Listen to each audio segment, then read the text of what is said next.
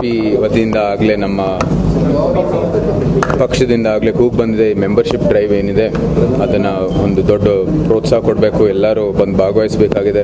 ನಮ್ಮ ಪಕ್ಷದ ಏನು ಸದಸ್ಯರನ್ನು ಹೆಚ್ಚಿಸುವಂಥದ್ದು ಉದ್ದೇಶದಿಂದ ಈ ಒಂದು ಅಭಿಯಾನವನ್ನು ಶುರು ಮಾಡಿದ್ದೀವಿ.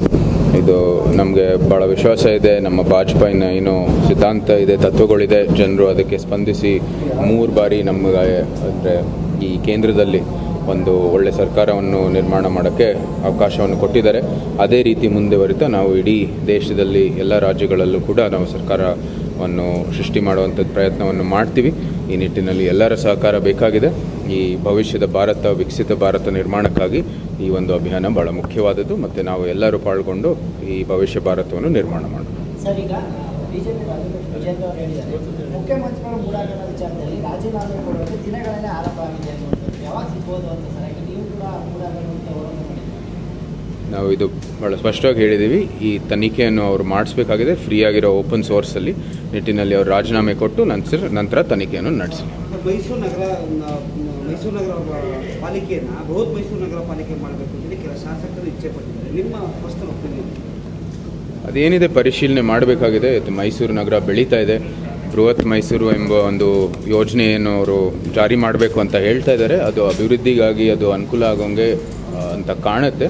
ಆದರೂ ಸಹ ನಾವು ಇನ್ನು ನಮ್ಮ ಮೈಸೂರಿನ ಪರಂಪರೆ, ಸುತ್ತಮುತ್ತ ಇರುವ ಪ್ರಕೃತಿ, ಅದರ ಕಾಳಜಿ ಇಟ್ಕೊಂಡು ಈ ಒಂದು ಏನು ಆ್ಯಕ್ಷನ್ ಪ್ಲ್ಯಾನ್ ಇದೆ ಅದನ್ನ ನಾವು ಸೃಷ್ಟಿ ಮಾಡಬೇಕಾಗಿರೋದು ಎಲ್ಲಕ್ಕಿಂತ ಮುಖ್ಯವಾದದ್ದು. ನಮ್ಮದು ಇನ್ಪುಟನ್ನು ಕೂಡ ಮತ್ತು ಮೈಸೂರಿನ ಅಭಿವೃದ್ಧಿ ಹೊಲಿಸ್ಟಿಕ್ ಆಗಿ ಮಾಡುವಂಥದ್ದು ಪ್ರಯತ್ನವನ್ನು ಮಾಡ್ತೀವಿ. ವಿಶೇಷ ಆತಿಥ್ಯ ಕೊಡ್ತಾ ಇದ್ದಾರೆ. ಯಾರಿಗೆ? ಅದು ನೀವು ಹೋಮ್ ಮಿನಿಸ್ಟರ್ಗೆ ನೀವು ಪ್ರಶ್ನೆ ಮಾಡಬೇಕಾಗಿದೆ. ಅದು ಯಾವ ರೀತಿ ಅವರು ಏನು ಮಾಡ್ತಾ ಇದ್ದಾರೆ ಒಳಗಡೆ ಅಂತ. ನಮ್ಮ ಅಭಿಪ್ರಾಯ ಇದೆ ಇಷ್ಟೇ, ಜೈಲಲ್ಲಿರುವಾಗ ಅದೇನದು ಡಿಸಿಪ್ಲಿನ್ ಏನಿದೆ, ಶಿಸ್ತು ಏನಿದೆ ಅದನ್ನ ಅನುಸರಿಸಬೇಕಾಗಿದೆ.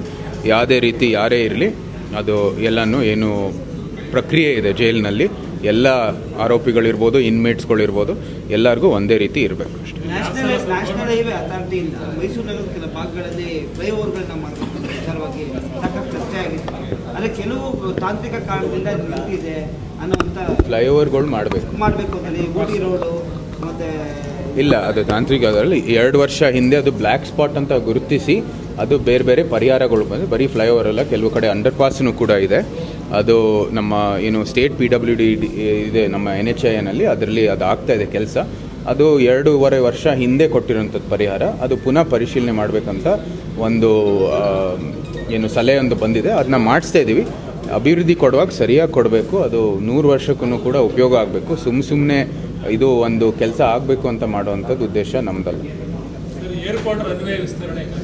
KIDB ಮೀಟಿಂಗ್ ನಡೆಯಲಿದೆ. ನಂತರ ಎಷ್ಟು ಅಕ್ವಿಸಿಷನ್ ಆಗಿದೆ ಅಂತಲೂ ಕೂಡ ಪರಿಶೀಲನೆ ಆಗಬೇಕಾಗಿದೆ. ನಂತರ ನಾವು ಅಕ್ವಿಸಿಷನ್ ಆಗಿದ ನಂತರ ಅಂದರೆ KIDB ಮುಗಿಸಿದ ಏನು ಪ್ರಕ್ರಿಯೆ ನಂತರ ನಾವು ಅದು ಸಿವಿಲ್ ಏವಿಯೇಷನ್ ಮಿನಿಸ್ಟ್ರಿಗೆ ಹ್ಯಾಂಡ್ ಓವರ್ ಮಾಡ್ಬೋದು. ಅವರು ಆದಷ್ಟು ವೇಗವಾಗಿ ಕೆಲಸವನ್ನು ಮಾಡೋಕ್ಕೆ ಶುರು ಮಾಡ್ತಾರೆ.